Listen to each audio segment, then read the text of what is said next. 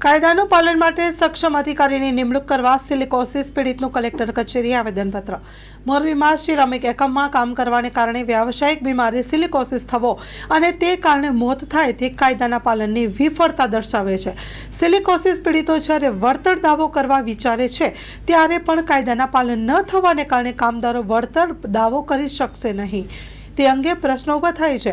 મોરબી સ્વાસ્થ્ય અને સલામતી વિભાગના અધિકારી જે કાયદાનું પાલન કરાવી શકતા નથી તેનો આથી મોટો બીજો કોઈ પુરાવો ન હોઈ શકે।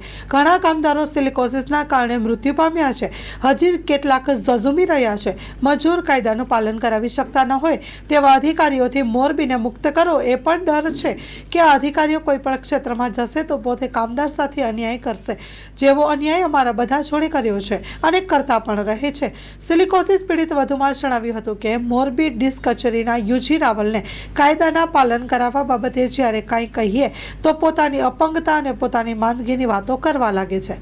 Story report by Himanshu Solanki, Morbi.